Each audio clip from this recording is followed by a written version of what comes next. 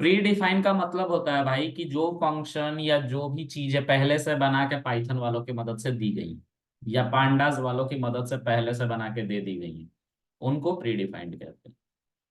Pre का मतलब होता है पहले, डिफाइंड मतलब कि डेफिनेशन यानी कि फंक्शन बना के दे दिया गया है, डिफाइन किया गया है, उसको प्री डिफाइन कहते हैं। ये जो आप कर रहे हो ये प्री डिफाइन नहीं है। यहाँ पे ये जो है ये प्री डिफाइन है, ये सिर्फ क्या कर रहा है कि कॉलन के डेटा को लेके आ रहा है, और वो कौन सा कॉलन है, तो टोटल बिल नाम का कॉलन है, उसके डेटा को एक एक करके ले आ रहा है। ठीक है, समझ में आ रहा कुणाल? जी सर, सर मैं इसी चीज के लिए तो बोल रहा था आपको। अच्छा, इसको कह रहे हैं क्या डीईएफ डॉट टोटल बिल ये प्री हाँ, डिफाइंड है? जी सर। भाई तो ये तो है खैर, ये प्री डिफाइंड है भाई, लेकिन इससे सम नहीं आ रहा। ठीक है, समझ में आ रहा है? चलो, जी सर। अब ये जो मैंने लिखा है ये प्री डिफाइंड नहीं, अगर सम निकालने की बात हो रही है तो प्री डिफाइंड फंक्शन से नहीं कर रहे हैं, ठीक है, ये प्री डिफाइंड जी सर। फंक्शन से कर रहे हैं, ठीक है। ओके, जी सर, मैं इसी चीज के लिए बोल रहा था कोई आपको। बात नहीं, अभी मैं समझा, पहले नहीं समझ पाया, सॉरी। चलो आगे ठीक देखते है। हैं। तो मैं टोटल बिल अब निकाल के यहाँ पे दिखा रहा हूँ मैन, ठीक है, जो फोर लूप की मदद से हम कर रहे हैं। ठीक है, अब जो है आगे बढ़ते हैं। यहाँ पे कुछ और भी चीजें, टिप्स है। देखो, टिप को भी अगर कोई बंदा बोले ऐड करके बता दो कितना टिप है, तो हम बता सकते हैं। कैसे बता सकते हैं, कोई मुझे बताओ, कोई बताएगा? कैसे बताएंगे? क्या क्या सर, क्या बताना है? जैसे जैसे टोटल टिप ये कितना है वो बताना है। क्या ये सही होगा? Yes sir. हाँ सर। ओके, चलो चलो इस पे। हाँ ये सही है, जवाब आ जाएगा 731.58 डॉलर। ठीक है, ये हमारी टोटल बिल रही है, ठीक है, सॉरी टिप रही है। ठीक है, तो अच्छा सर, मुझे एक चीज पता। हेलो। हाँ बोलो। सर जैसे सपोज करो 3 वेटर हैं, हम्म। तीन सर्व कर रहे हैं 3 टेबल के अंदर। ठीक है। मतलब 3 टेबल पे कोई सर्व कर रहे हैं। ठीक है, और इसमें हमें पता लगाना होगा कि पर्टिकुलर एक बंदे के पास कितनी टिप मिली है। तो वो कैसे सर पता कर सकते हैं हम? अब थोड़ा सोचो यार अगर guys। उसका सम करना हो तो हमें। हाँ हाँ हाँ, मैं समझ गया। तो देखो, तुमने तीन उसकी बात करी, वेटर की बात करी, राइट? तीन वेटर, ठीक है। जी सर। तीन वेटर ने, मान के चलते हैं तुम्हारे एग्जाम्पल के हिसाब से, तो ये हमारा पहला वेटर है, ये दूसरा वेटर है, ये तीसरा वेटर है। ठीक है, यही बोल रहे हो ना? ओके। और इसका जी सर, नाम जी ए सर। है, इसका नाम बी है, इसका नाम सी है। ठीक है, इसने मान लो कि तीन कस्टमर को सर्व किया, तो ये कस्टमर है जी सी, सी, जी सी। ठीक है, वन टू थ्री। इसने मान लो कि दो कस्टमर को सर्व किया, C4, C5। इसने मान लो फर्दर तीन कस्टमर को सर्व किया, C6, C7, C8। ठीक है, तो कितने टोटल कस्टमर हो गए यहाँ पे? तीन दो पांच, तीन आठ। ठीक है, लेकिन सर्व करने के लिए तीन ही कस्टमर थे, सॉरी वेटर थे, है ना? देखो वेटर थे। ये यस वो सर। है। अब अगर हमारे पास एक ऐसा डेटा सेट होता, ध्यान से समझना इस बात को, एक ऐसा डेटा सेट होता जिसमें यहाँ पे वेटर नेम लिखा हो, ठीक है, और यहाँ पे कस्टमर लिखा होता। ठीक है, अब मान लो कि ये A1, A0 है या ए है। ठीक है, ए ने C1 को सर्व किया और C1 से मान लो कि $10 का पेमेंट हुआ। C2 से मान लो कि $20 का पेमेंट हुआ। C3 से मान लो कि $30 का पेमेंट हुआ। ठीक है, बी ने भी ऐसे ही किसी को सर्व किया है। C4 ने मान लो $10 फिर से दिया। C5 ने $20 दिया। सी, जो हमारा कस्टमर है C0, इन सब के आगे जीरो लगा देता हूं ना, तो कस्टमर और सी और ABC में कुछ डिफरेंस ही नहीं पता चलेगा। तो यहाँ पे C6 है, C6 ने फिर से $30 का पेमेंट किया। C7 ने $70 का पेमेंट किया और C8 ने $90 का पेमेंट किया। अगर तुम्हारा डेटा सेट ऐसा होता तो देखो, ऐसा बनाने के लिए सबके आगे तुम्हें लिखना पड़ेगा A0, A0 जिसने जिसको जिसको A0 ने सर्व किया है।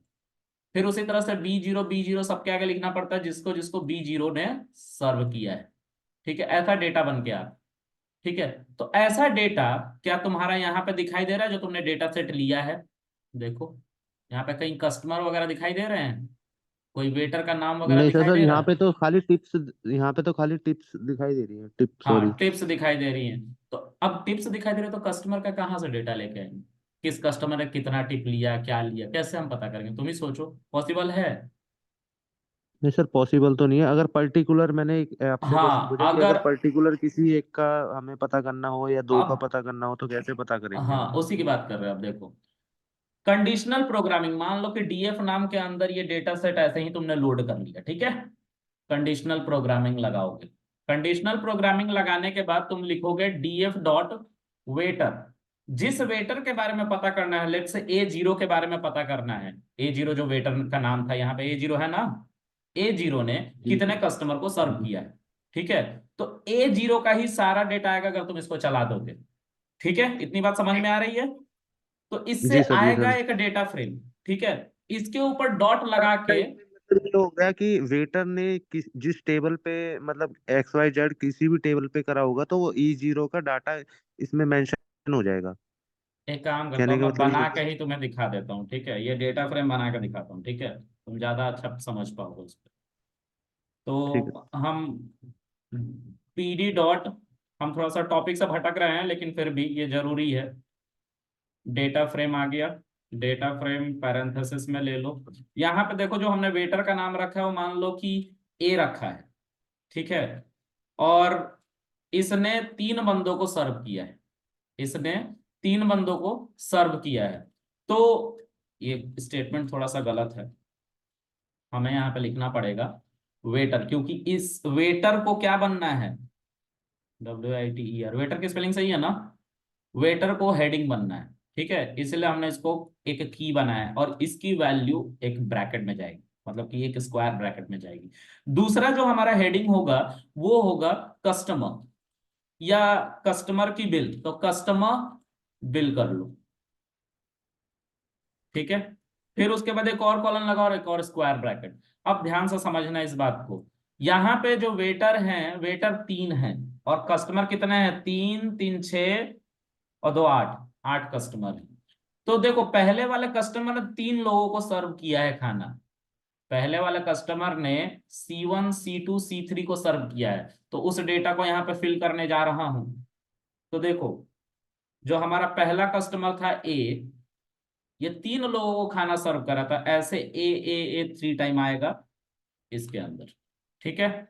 और यहाँ पे उनकी बिलिंग आएगी उसी ऑर्डर में जिस ऑर्डर में तुमने इधर डेटा डाल रखा है, ए 3 टाइम कर रखा है, यहाँ पे 10, यहाँ पे 20, यहाँ पे 30, ठीक है? अब दूसरे कस्टमर के, दूसरे वेटर की बात करते हैं। वेटर बी ने दो लोगों, सॉरी तीन लोगों को, कितने लोगों को खाना सर्व किया इसने? दो लोगों को खाना सर्व किया, C4 एंड C5 को। तो बी दो बार आएगा, ठीक है? बी दो बार आया। सर इसमें लूप नहीं लगा सकते हम? हैं? सर इसमें लूप नहीं लगा सकते हम? नहीं, लूप नहीं लगा सकते, इसको मैनुअल बना रहे हैं, इसमें लूप नहीं लगा सकते, ठीक है? उसके लिए भी डेटा अगर चाहिए होगा। सर सपोज करो अगर 10-15 हो तो इसमें तो लूप तो लगाने की जरूरत तो फिर तो पड़ेगी ही पड़ेगी। नहीं, पहले इसको देख लेते हैं, फिर उसके बाद इस प्रॉब्लम को समझ लेते हैं, फिर उसके बाद दूसरा क्वेश्चन लेंगे इस पे, ठीक है? तो देखो, ठीक है सर। 10 और 20, दो लोगों को इसने सर्व किया, C4 एंड C5 को। देखो, C4 एंड C5, यहाँ पे भी C4 एंड C5 है, 10 और 20 लिखा है इसके सामने में। फिर लास्ट वाला कस्टमर, मतलब वेटर, सॉरी, सी, ये हमारा लास्ट वेटर है जिसने तीन लोगों को सर्व किया है खाना। डेटा फ्रेम कैसे बनता है उसको भी देख लो। बहुत सारे लोग पूरा पांडास वगैरह पढ़ लेते हैं और डेटा फ्रेम कैसे बनाना होता है मैनुअली, कभी कोई टास्क आ जाता है इंटरव्यू में तो वो बता ही नहीं पाते, क्योंकि उनको डेटा फ्रेम नहीं बनाना। तो इसको C6 C7 C8 को उन्होंने क्या किया है? सर्व किया। तो C6 ने $30 का पेमेंट किया है, C7 ने 70 और C8 ने $90 का पेमेंट किया है। तो इसको ऐसे ही लिखेंगे, 30, 70 एंड 90। जब इसको रन करेंगे will get that data frame. देखो, ये है ना? अब यहाँ पे देखो, वेटर का नाम है और वेटर ने कितने लोगों को सर्व किया। तुम्हारा क्वेश्चन क्या था कुणाल? तुम्हारा क्वेश्चन ये था कि कितने लोगों को, कितने लोगों को हमारे किसी एक वेटर ने टोटल सर्व किया किया है। है, उनका बस सम निकाल के ले आओ, यही था ना? जी सर। और कितनों को, सर मेरा क्वेश्चन ये था कि टिप्स कब मिली थी? कितने बंदों को कितनी टिप्स मिली थी तो एक वेटर को। काम करो ना, इसको टोटल बिल से तुम हटा के टिप्स कर लो, क्या ही डिफरेंस पड़ जाएगा बताओ। हाँ सर, वो तो सेम ही है, वो तो सेम ही है, हाँ क्या वो ही तो हो समझ जाएगा, गया मैं। टिप्स यहाँ पे पड़ गया, हाँ वो नाम तो बदल सर गया बस। समझ गया। हाँ अब जी डीएफ पे आ सर। जाओ। अब मान लो कि तुम्हें सिर्फ ऐड करना है ए वाले बंदे का डेटा, ठीक है, या बी वाले बंदे का डेटा, या सी वाले, बताओ किसका मैं ऐड करूं। सर किसी का भी कर लो। चलो सी का कर लेते हैं। तो यहाँ पे डी डीएफ के ऊपर, क्योंकि ये डीएफ में स्टोर किया है डेटा फ्रेम जो यहाँ पे तुम्हें दिखाई दे रहा है, ठीक है। तो इसको एक काम करते हैं, कॉपी कर लेते हैं यहाँ से, इसको हटा लो यहाँ से, ये तो कंफ्यूजिंग होगा। और यहाँ पे कंडीशनल प्रोग्रामिंग लगाओ। तो कंडीशनल प्रोग्रामिंग मैंने कल और परसों के ट्यूटोरियल में बताया है, क्या करेंगे हम यहाँ पे। तो हम यहाँ पे लिखेंगे डीएफ डॉट वेटर, ठीक है, वेटर का नाम है सी, ठीक है, इसका बस डेटा लेके आओ, हम यही चाहते हैं, ठीक है। एक बार डबल इक्वल लगेगा यहाँ पे, सॉरी, देखो तीन तीन बार 3 लोगों को उसने सर्व किया था ना, 30 70 एंड 90 आया ना। अब क्या करोगे, इसको या तो तुम एक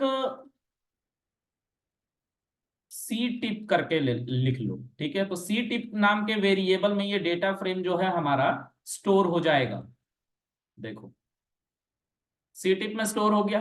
अब हमें इसके टिप को ऐड करना है, तो हमें इसको ऐड करने के लिए सी टिप डेटा फ्रेम के ऊपर से टिप नाम के कॉलन को लेके आना पड़ेगा। तो मैं यहाँ पे डॉट लगा के टिप्स लिखूंगा, और देखो सी टिप डॉट टिप्स का टिप आ जाएगा सिर्फ 30 70 एंड 90, ठीक है। अब मैंने पहले भी बताया था कि ये जो नंबरिंग है मैंने अपने डेटा फ्रेम में कहीं नहीं लिखा है 0 1 2 3 4 5 6 7, वही नंबरिंग यहाँ पे आ रहा है, तो इससे कोई लेना देना नहीं है हमारा, ठीक है।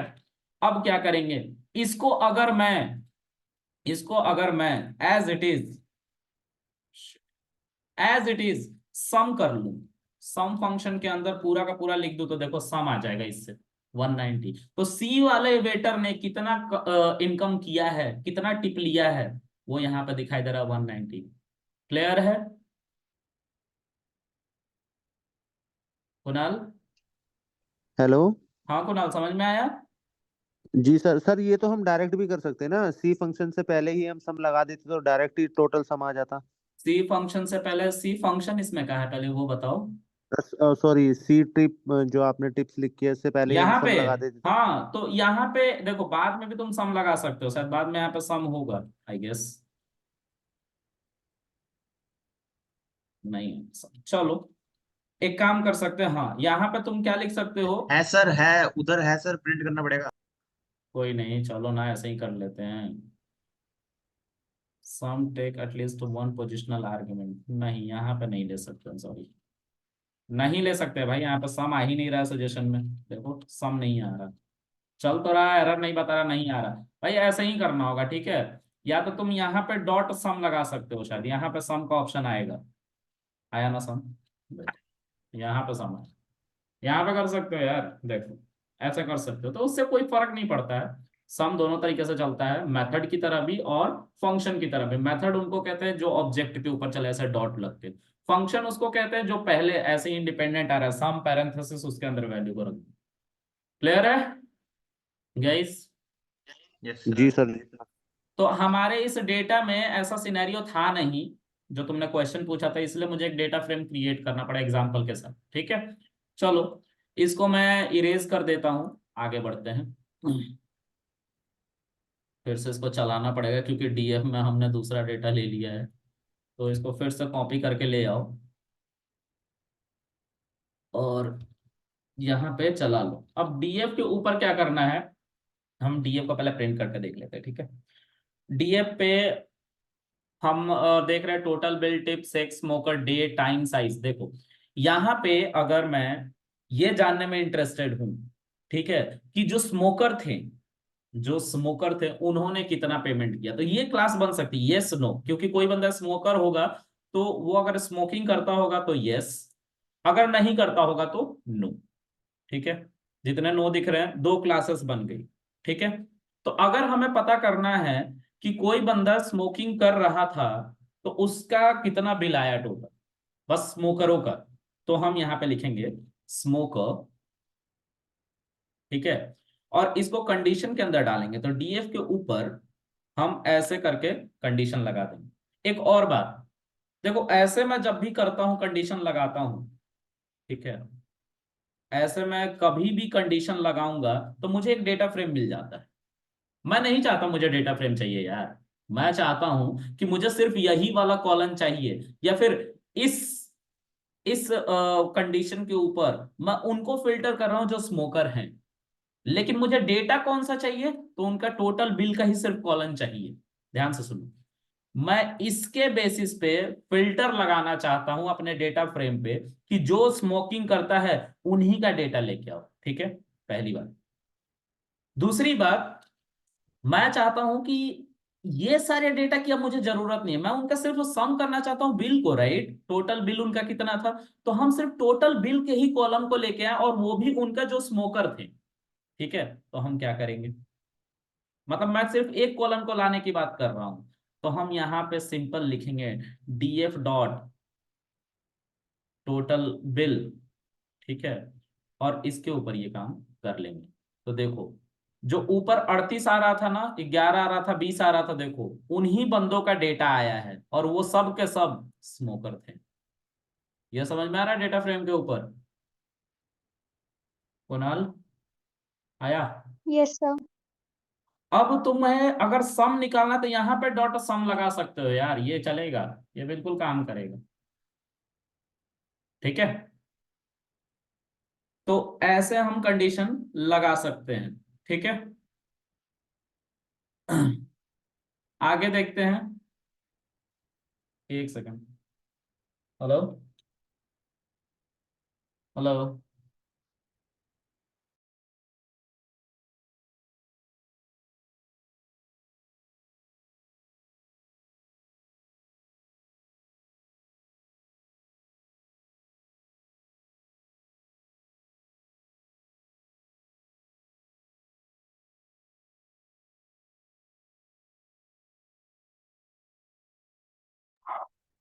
हेलो, गाइस आवाज आ रही है?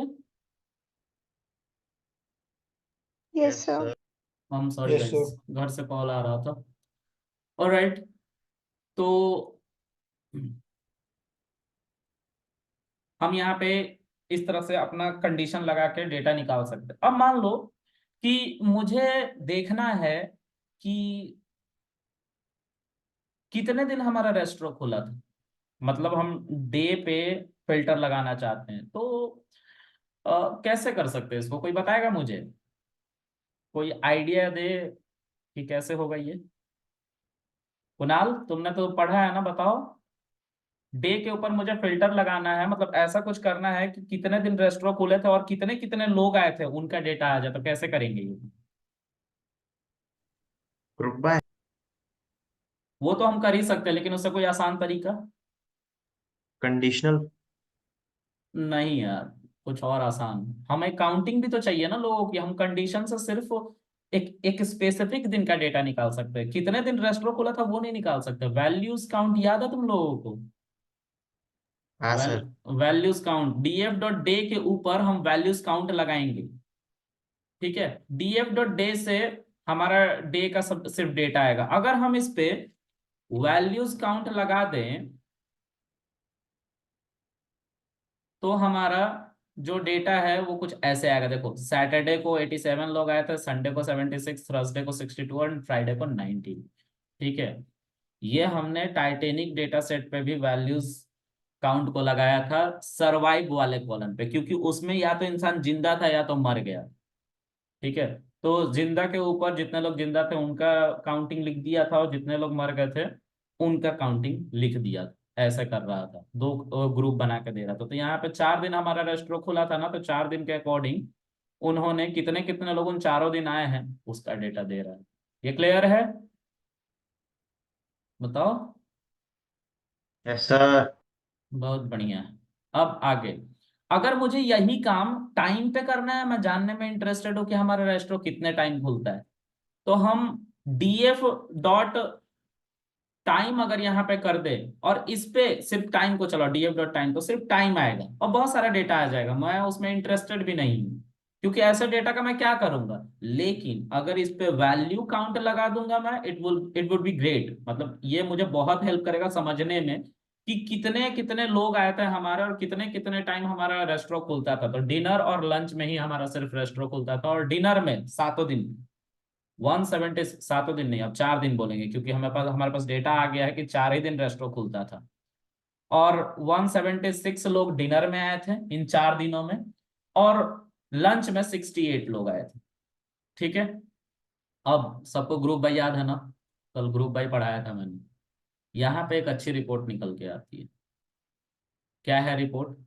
तो डीएफ के ऊपर अगर मैं डॉट लगाऊं और ग्रुप बाई लगा दूं, ठीक है, तो ग्रुप बाई के अंदर अगर मैं ऑन द बेसिस ऑफ, क्या था, हाँ, सेक्स कॉलम था, इसके ऊपर ग्रुप बाय करूं तो इससे कुछ भी नहीं समझ में आए, तो इस पे एग्रीगेट फंक्शन एक लगाते हैं, और एक एरे में मैं सिर्फ सम निकालना चाहता हूं। ठीक है, तो ये बहुत सारा सम दिखा रहा है। ठीक है, एक काम करते हैं, ये जो सम है जिसने स्मोकरों की बात हो रही है इसलिए इतना बड़ा डेटा आ रहा है। अगर हम सिर्फ टोटल बिल को लें तो वो बेटर पिक्चर देगा हम। लेकिन टोटल बिल में भी इतने अलग अलग डेटा है ना कि हम क्या ही बोलें। चलो एक काम करते हैं,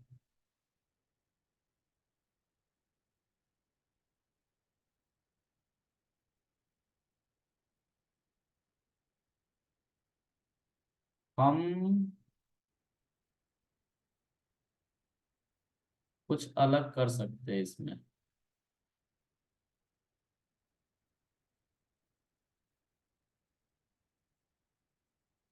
देखो ये करूंगा ना तो एक दिक्कत होगी, ये मीन है। ठीक है,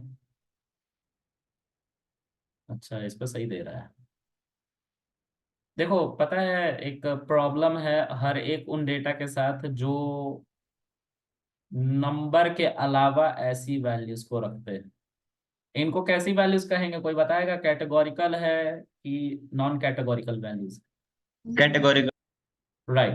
अब कैटेगोरिकल वैल्यू को सम कैसे करेंगे? सम कर रहे थे ना तो no no no no yes yes yes yes करके आ रहा था थोड़ी देर पहले जब सम कर रहे थे, तो ये वही प्रॉब्लम थी। ठीक है, तो एनालिसिस तक तो ठीक है, एनालिसिस के आगे बढ़ोगे तो दिक्कत हो जाएगी। ठीक है, खैर, एनालिसिस के आगे मशीन लर्निंग। मशीन लर्निंग में इन सभी डेटा को हमें कुछ नंबर में कन्वर्ट करना होता है जिसको वन हॉट एन्कोडिंग कहते हैं। ठीक है, वो मशीन लर्निंग में पढ़ाऊंगा, जब मशीन लर्निंग इसके बाद आएगी उसमें पढ़ाऊंगा। ठीक है, अभी के लिए देखो, मीन जो है मतलब एक फीमेल और एक मेल, अगर देखा जाए तो टोटल बिल का जो मीन आया सिर्फ उन्हीं कॉलम को लिया गया है जिसमें नंबर्स थे, कैटेगोरिकल वैल्यू को साइड कर दिए गए हैं तुरंत। टोटल बिल का मीन फीमेल के लिए कि सबसे मतलब पर हेड इंसान आता है ना, कि मैं मान लो कि मेरा एक रेस्टोरेंट है और मेरे रेस्टोरेंट में 10 लोग आ गए। अब 10 लोग आए तो उन 10 में से किसी ने $100 का पेमेंट किया, किसी ने $50 का पेमेंट किया, किसी ने $10 का पेमेंट किया, किसी ने $200 का पेमेंट किया। इस तरह से 10 लोगों ने 10 तरह का पेमेंट किए। अब मैं बोल रहा हूँ, एक क्वेश्चन अपने मैनेजर से पूछता हूँ कि भाई मैनेजर ये बता कि जो 10 लोग यानी कि टोटल कस्टमर जो आए हैं, तो हर एक कस्टमर ने कितना पेमेंट किया होगा? मतलब मैं एवरेज पूछ रहा हूँ, भाई बता पर हेड कितनी कॉस्टिंग आई होगी। तो फीमेल की सिर्फ ये बात कर रहा है, आप पता नहीं कितने फीमेल हैं, जितनी भी फीमेल होंगी हर फीमेल ने इतने का तो पेमेंट किया ही किया है। अब उसमें से कुछ फीमेल होंगी जो $3 का पेमेंट, एक फीमेल है जो $3 का पेमेंट इस डेटा सेट में कर रही है। ठीक है, तो किसी ने $3 का पेमेंट किया, एक और फीमेल है जिसने $45 का पेमेंट किया है। लेकिन हम बात कर रहे हैं मीन एवरेज की, तो एवरेज अगर देखा जाए तो $18.056897 का पेमेंट हर एक फीमेल कर रही है। ठीक है, टिप भी वैसे ही चल रहा है। फीमेल गरीब है यहाँ पे देख लो। अब तो मैं क्या करूं, ऐसा गलती से ही डेटा आ जाता है जहाँ फीमेल गरीब हो जाती है, हार हार जाती है, मैं क्या करूं। खैर हो सकता है मेरा मेट्रो का बदला निकल रहा है यहाँ पे। एनीवेज, सो 2.833448 ये जो है टिप है, टिप का मीन है, मतलब जो हमारा टिप आता है ना उसका ये मीन है, एवरेज है। ठीक है, उसी तरह से ये जो हमारा साइज जो दिख रहा है ना, इस साइज को तुम काउंट मत करना प्लीज, है ना। क्यों नहीं करना? क्योंकि थोड़ा ध्यान से समझते इस डेटा सेट को, ये साइज है। इस साइज से तुम लोग क्या समझते हो, कोई मुझे बताएगा प्लीज? इस साइज से कोई कुछ पिक्चर समझ पा रहा है? ये साइज क्या बताता है? क्वांटिटी कितने लोग आए थे। कितने लोग आए थे? अब तुम ही सोचो, कितना बुरा लगेगा ना अगर मैं बोलूंगा तुम्हारे साथ तो 2.5 लोग आए थे। हो सकता है ऐसा? ये तो वही बात हो गई, 3 की फैमिली को 6 के मैं पार्ट में बांट दूंगा, कैसे बीच से काटेगा तो 6 हो जाएगा। वेलकम में बोलता है ना, यही डायलॉग हो जाएगा। तो ये ऑन एन एवरेज ले सकते हैं, लेकिन ये थोड़ा अच्छा डेटा नहीं है। ठीक है, क्योंकि कोई भी इंसान अपने साथ 2.5 लोगों को लेकर नहीं जा सकता है, ये इंटीजर होना चाहिए। हाँ, टिप दे सकता है वो ऐसे में, टिप दे सकता है वो इस वैल्यूज में, लेकिन इस वैल्यू में वो लोगों को नहीं लेके आ सकता है कि हाँ मैं बस पैर लेके जा रहा हूँ इंसान का, धड़ घर पे रखा हुआ है ना। चलो जो भी है, अब हम चाहते हैं कि हम डे के अकॉर्डिंग भी ये डेटा निकाल के ले आए, तो हम यहाँ पे लिखेंगे डे। ओह सॉरी, गलती, गलत जगह गलत चीजें लिख दी। हम चाहते हैं कि डे के अकॉर्डिंग हमारा डेटा स्प्लिट कर दिया जाए। डेज था कि डे था, मुझे नहीं पता। अच्छा डे ही था। तो देखो, फीमेल जो थी वो 4 पार्ट में डिवाइड हो गई, Friday, Saturday, Sunday and Thursday. ठीक है, तो पहले सेक्स के ऊपर फिल्टर लगा, डेटा को 2 पार्ट में तोड़ा गया, फीमेल एंड मेल। फिर डे के अकॉर्डिंग तोड़ा गया, फीमेल को 4 पार्ट में और मेल को भी 4 पार्ट में। अब यहाँ पे थोड़ा अच्छा क्लियर पिक्चर मिल रहा है। अच्छा, जो यहाँ पे हम डेटा देख रहे थे, अच्छा डेटा हटा ही दिया क्या मैंने? ये तो गलत हो गया। एक काम करता, अलग अलग लेके चलते हैं यार, नहीं तो बस यही हो जाता है। ठीक है, और यहां से हम इसको हटा देते हैं। हाँ, देखो यहाँ पे क्लियर पिक्चर नहीं मिल रहा था कि जो फीमेल थी 18.05 समथिंग डॉलर का पेमेंट ऑन एन एवरेज कर रही थी। ठीक है, या एक और वैल्यू इसमें मैं डालता हूँ, इसमें मिन डालता हूँ। एक मीन एग्रीगेट फंक्शन में होता है जो ये बताता है कि मिनिमम पेमेंट कितना हुआ था और मैक्सिमम पेमेंट कितना हुआ था दोनों में। तो देखो यहाँ पे मिनिमम पेमेंट कोई फीमेल थी जिन्होंने $3 का किया है ना, मैं यही कह रहा था, $3 का किसी फीमेल ने मिनिमम पेमेंट किया है। ठीक है, टोटल बिल को 2 पार्ट में तोड़ा गया है, मीन में और मिनिमम में। टिप को भी 2 पार्ट में तोड़ा गया है, मीन में और मिनिमम में। इस डेटा को ऐसे देखो तो ज्यादा अच्छा पिक्चर निकल के आएगा। ठीक है, इस डेटा को ऐसे देखने की जरूरत है। ठीक है, हर एक कॉलम को 2 पार्ट में तोड़ा गया है। ठीक है, ऐसे। तो जो हमारा टोटल बिल था उसमें जो मीन था, उस मीन को 2 पार्ट में तोड़ा गया है। सॉरी, मीन को कह रहा हूँ, सॉरी यार। मीन मेल फीमेल का निकाल के ले आया गया है। टोटल बिल को मीन के ऊपर बांटा गया है, पहले तो मीन बताया गया है, सबको जोड़ के और फिर डिवाइड कर दिया गया टोटल नंबर ऑफ फीमेल से। यहाँ पे जो मिन है, मिन यानी कि मिनिमम वैल्यू, जिसने सबसे कम पेमेंट किया है, फीमेल में $3.07 का पेमेंट हुआ है और मेल में $7.25 का मिनिमम पेमेंट हुआ है। ठीक है, लेकिन ये नहीं पता चल रहा कि किस वक्त, डिनर में हुआ कि लंच में हुआ। ये भी नहीं पता चल रहा है कौन सा दिन, 4 दिन रेस्टोरेंट खुला था तो कौन सा दिन में पेमेंट हुआ है ये भी नहीं किसी को पता है। ठीक है, तो इसको पता करने के लिए हमें ऐसा पिक्चर लेके आना पड़ता। अब यहाँ पे भी अगर मैं मिन लिख दूं तो हमें ये तो पता चल जाएगा कि जिस फीमेल ने $3.07 का पेमेंट किया है मिनिमम, वो किस दिन किया है। ठीक है, तो देखो यहाँ पे मिनिमम लिख रहा हूं, तो $3.07 का जो फीमेल ने पेमेंट किया वो सैटरडे को किया है। ठीक है, अब तुम्हें और भी फिल्टर लगा के पता करना है कि सैटरडे में डिनर में किया था कि लंच में किया था, क्योंकि रेस्टोरेंट 2 टाइम खुला था, लंच में और डिनर में। ठीक है, तो हम यहाँ पे एक और अपना कॉलम लगा सकते हैं, टाइम। टाइम ही था ना हमारा कॉलम में? हाँ टाइम था। टाइम को तुम यहाँ पे लगाओगे तो फर्दर हमारा डेटा टाइम में कन्वर्ट हो जाएगा। पहले सेक्स के बेसिस पे मेल फीमेल होगा, फिर मेल फीमेल का जितना भी डेटा है वो डे के अकॉर्डिंग स्प्लिट होगा, और वो जो डे है फर्दर लंच डिनर करके स्प्लिट होगा। देखो ये एक अच्छा डेटा है। तो तुम्हें इस पिक्चर को देख के कुछ पता चलेगा। देखो फ्राइडे में डिनर और लंच दोनों टाइम हमारा रेस्टोरेंट खुला था, ठीक है, या फीमेल आई थी ऐसा कह सकते हैं, ठीक है। क्यों मैं ऐसा कह रहा हूं अभी थोड़ी देर में पता चल जाएगा। सैटरडे में सिर्फ हमारा रेस्टोरेंट डिनर टाइम खुला था, संडे में हमारा रेस्टोरेंट भी डिनर टाइम खुला था, और थर्सडे को डिनर और लंच दोनों टाइम खुला था, ठीक है, जिसमें फीमेल आई थी। अब यहाँ पे देखो, यहाँ पे तुम लोग को दिख रहा है थर्सडे को लंच और डिनर दोनों टाइम खुला था, लेकिन यहाँ पे देखो मेल के केस में थर्सडे में सिर्फ 2 ही लोग आए हैं, वो भी लंच टाइम में, डिनर में कोई नहीं आया। इसका मतलब ये थोड़ी ना कि डिनर टाइम में ये खुला ही नहीं था, खुला था तभी तो ये, सॉरी, हाँ खुला था तभी तो ये एक सेकंड, लंच टाइम में, डिनर टाइम में नहीं खुला था, राइट, एक सेकंड रुक जाओ।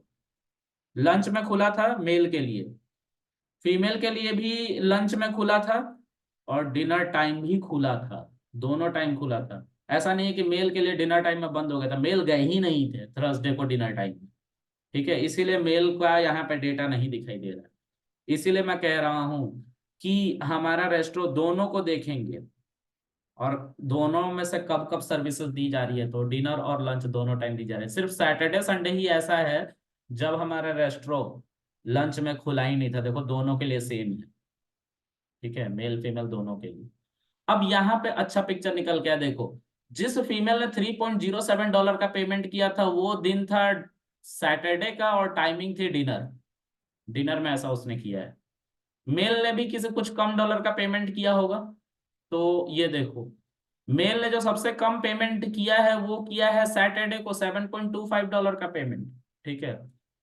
और इसी में थोड़ा और हम लेके चले तो हम यहाँ पे मैक्स लिख सकते हैं, मतलब मैक्सिमम पेमेंट कितना हुआ।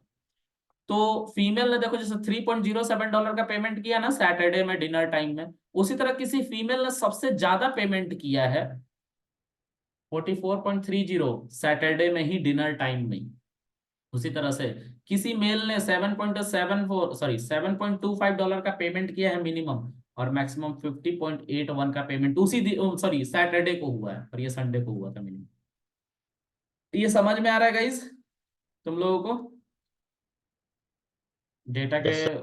डिस्ट्रीब्यूशन को समझ पा रहे हो? ये अगर अलग अलग निकालने को कह दिया जाए ना तो कम से कम नहीं भी तो ये 5 घंटे का काम है, लेकिन ग्रुप बाई ने इतनी सहूलियत दे दी है कि तुम एक बार में डेटा निकाल पा रहे हो, ठीक है।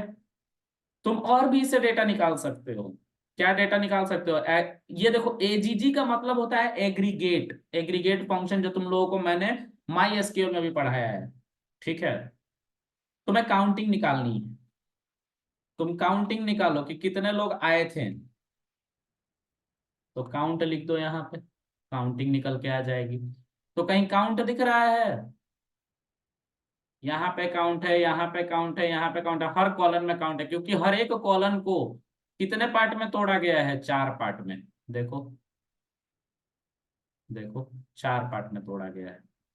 तो अगर हम सिर्फ उनकी बात करें जिन्होंने पेमेंट किया है, तो देखो काउंट 5 4, मतलब फ्राइडे डिनर में 5 फीमेल आई थी, फ्राइडे लंच में 4 फीमेल आई थी, ठीक है। सब जगह सेम डेटा है, देखो काउंट सेम है, क्योंकि जिसने पेमेंट किया उसी के बेसिस पे ये काउंट वाला कॉलम बनाया गया है, ठीक है।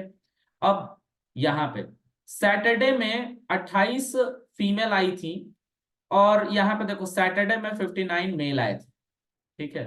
दिख रहा है ना डेटा? तुम कुछ और भी निकाल सकते हो। और क्या बच जाता है बताओ? स्टैंडर्ड डेविएशन, स्टैंडर्ड डेविएशन जिसको एसटीडी कहते हैं।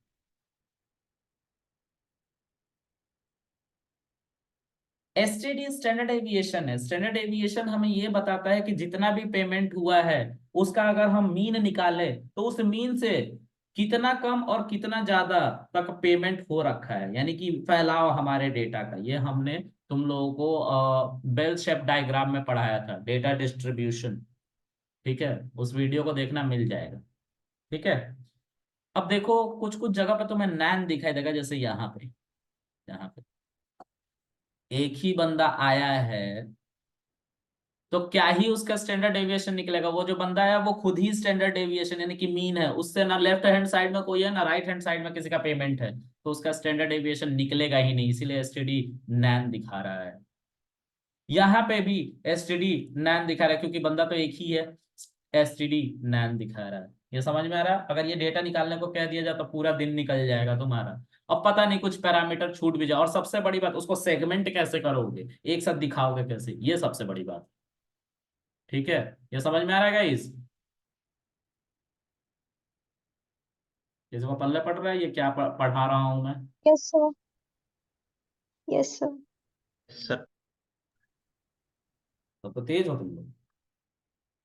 देखो यार, किसी को इसमें कुछ पूछना है? हम्म, चलो, इसमें बहुत सारी चीजें अभी बाकी हैं, तो मैं अब इनका वीडियो बना बना के डालूंगा, है ना। मैं देखता हूँ, जैसा होगा स्टेटस पे देख लेना तुम लोग। ठीक है, बाकी का इन्फॉर्मेशन कल। ठीक है, देखता हूँ मैं क्लास लेता हूँ कि नहीं लेता हूँ। ठीक है, चलो गाइस, आज के लिए रखते हैं, बाय। किसी को कुछ पूछना है? सर मेरे No, को एक sir. चीज पूछ। बोलो बोलो बोलो, जल्दी बोलो, 2 मिनट बचे हैं। सर डेटा डेटा एनालिस्ट के लिए पूछ रहा था सर मैं कि मतलब कि कितना एक अगर मेहनत करे तो कितना इनफ होएगा डेटा एनालिस्ट के लिए, या सर आगे तक की करे एक बार सारा कंप्लीट एआई तक का करे देन मतलब जॉब के देखो लिए यार, अप्लाई करे। इनफ कभी भी नहीं होता है, क्योंकि क्वेश्चन नहीं पता होता है ना कि वो क्या पूछेगा, और तुम्हें कितना आता है। जिसको जी पूरा सर। डेटा एनालिटिक्स आता है उसके लिए कोई क्वेश्चन कुछ भी नहीं। जैसे अभी कुणाल ने मुझसे क्वेश्चन पूछा, तो उसको नहीं आता तभी तो पूछा ना, और मुझे आता तभी तो मैंने बता दिया। तो मैं भी वही जी जी डेटा जी एनालिटिक्स पढ़ा हूँ और वो भी वही पढ़ा है, लेकिन उसको उसकी नॉलेज नहीं है जो उसने क्वेश्चन पूछा, और मुझे जी उसकी जी नॉलेज है, क्योंकि मैं उसको अच्छे से पिक्चराइज कर पा रहा हूँ, विजुअलाइज कर पा रहा हूँ कि वो पूछना क्या चाह रहा है। तो जी all in sir. All question को प्रैक्टिस करने की जरूरत है कि किस किस तरह के क्वेश्चन पूछे जा सकते जी सर, और सर मतलब कि अगर अपॉर्चुनिटी मिलती हो तो पकड़ ले मतलब हैं। कि ले बिल्कुल ले बिल्कुल अपॉर्चुनिटी। बिल्कुल, आंख बंद करके पकड़ो। ठीक है, आंख बंद करके पकड़ो, क्योंकि रिसेशन का दौर चल रहा है। ठीक है, जी सर। हाँ, जी सर। चलो, ओके सर, थैंक यू किसी को सर, और थैंक कुछ यू सर। पूछना है?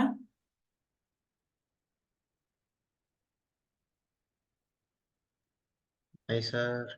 चलो फिर आज के लिए इतना रखते हैं। ठीक है भाई, ग्रेडियंट डिसेंट के साथ बता दूंगा, बिना उसके काम भी नहीं होता है मेरे भाई। चलो, बाय।